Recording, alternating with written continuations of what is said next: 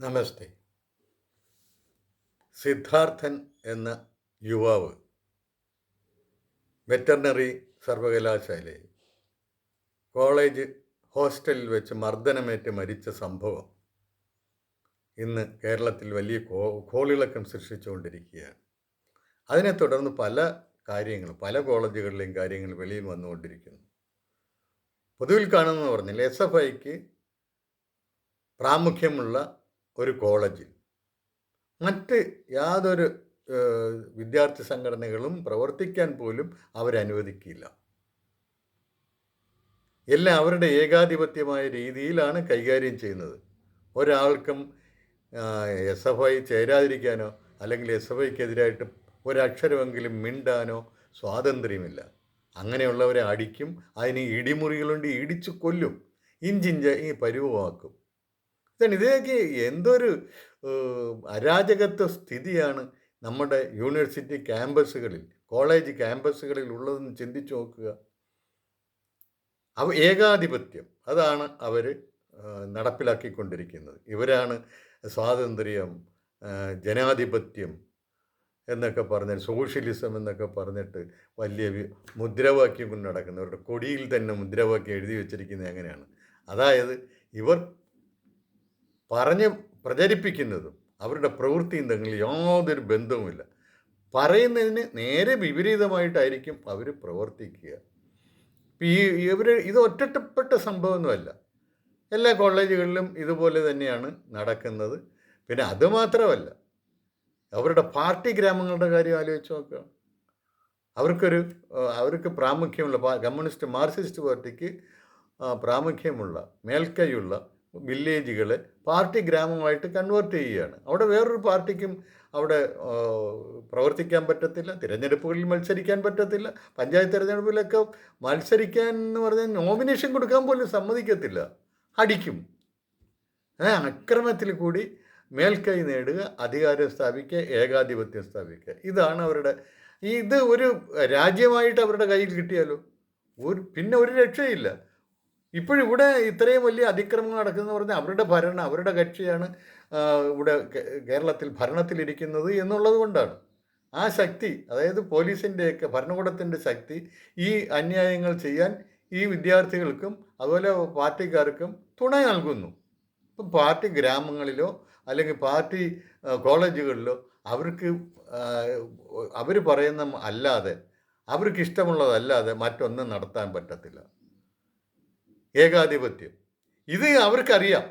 അതുകൊണ്ടാണ് അവർ ഹിന്ദു രാഷ്ട്രം സ്ഥാപിക്കാൻ ഇവിടെ കുറേ ആൾക്കാർ നടപ്പുണ്ടെന്ന് പറഞ്ഞ് വേവലാതിപ്പെടുന്നത്. കാരണം എന്ന് പറഞ്ഞാൽ ഇവരുടെ വിചാരം ഹിന്ദു രാഷ്ട്രം സ്ഥാപിച്ചു കഴിഞ്ഞാൽ പിന്നെ ബാക്കിയുള്ളവർക്കും ആർക്കും യാതൊരു ഒരു സ്വാതന്ത്ര്യം ഉണ്ടായിരിക്കത്തില്ല, ഹിന്ദുക്കൾക്ക് മാത്രമേ സ്വാതന്ത്ര്യം ഉണ്ടായിരിക്കത്തുള്ളൂ, ബാക്കിയുള്ളവരെയൊക്കെ അടിച്ചമർത്തുമെന്നൊക്കെയാണ് അവരുടെ ചിന്ത. കാരണം എന്ന് പറഞ്ഞാൽ അവർ ചെയ്യുന്നത് അതാണ്. അതിൽ നിന്നാണ് അവർ ഈ ഒരു നിഗമനത്തിലെത്തുന്നത്. ഇനി അടുത്ത കക്ഷികളുണ്ട്.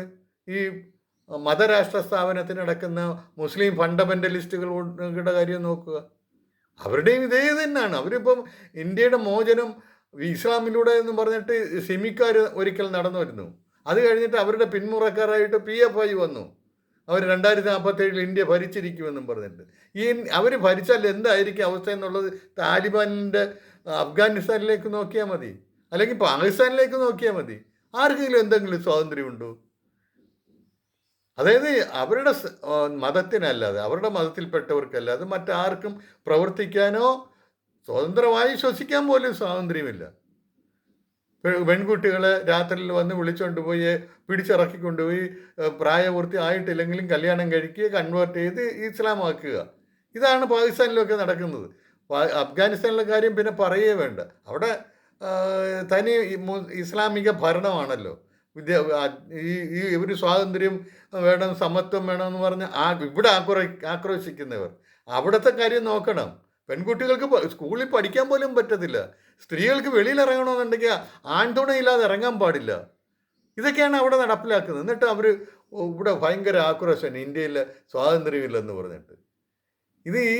ഇതെല്ലാം അതായത് അവരുടേതല്ലാത്ത ഒരു ഭരണം എങ്ങും വരാൻ പാടില്ല.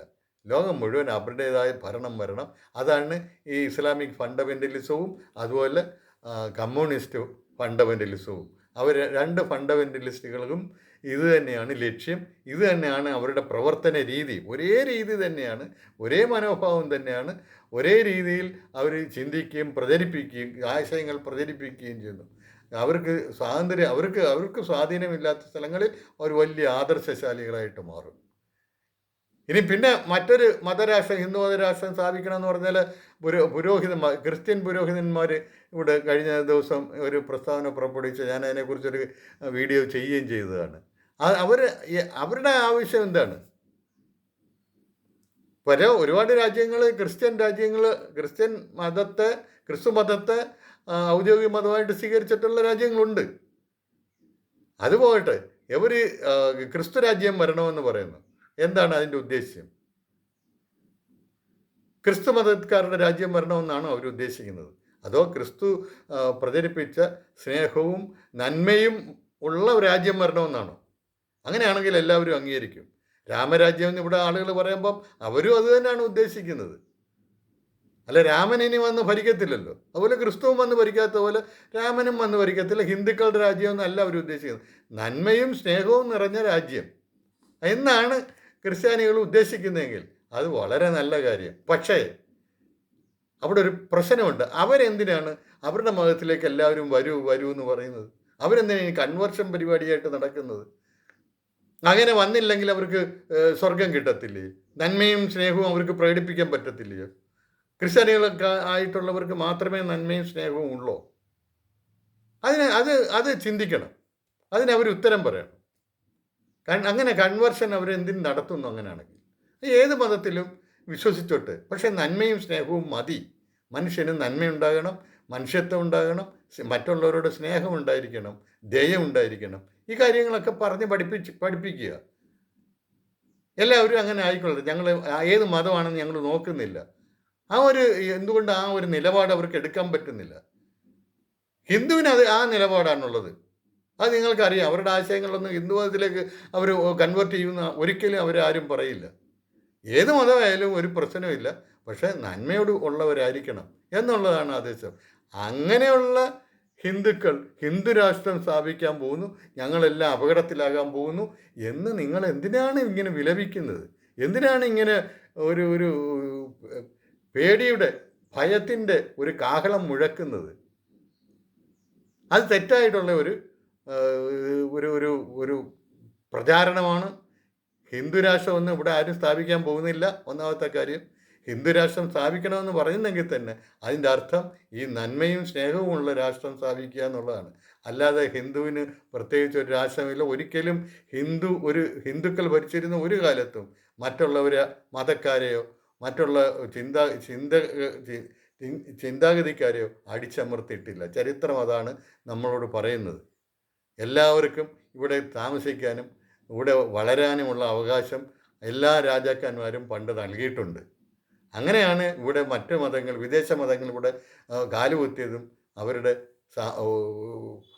അംഗസംഖ്യ കൂട്ടിക്കൊണ്ടിരിക്കുന്നതും പ്രചാരണം നടത്തിക്കൊണ്ടിരിക്കുന്നതും എല്ലാം. അത് നമ്മൾ തിരിച്ചറിയണം. അത് തിരിച്ചറിഞ്ഞിട്ട് സത്യം കണ്ട് സത്യത്തെ പ്രചരിപ്പിക്കാൻ നോക്കുക, സത്യത്തോട് പ്രതികരിക്കുക. അതാണ് വേണ്ടത്. കള്ളം പറഞ്ഞും തെറ്റായ ഭീതിയിൽപ്പെട്ടും നിങ്ങൾ ഇങ്ങനെ പ്രതികരിക്കരുത്, തെറ്റായ പ്രചാരണം നടത്തരുത്. നന്ദി, നമസ്കാരം.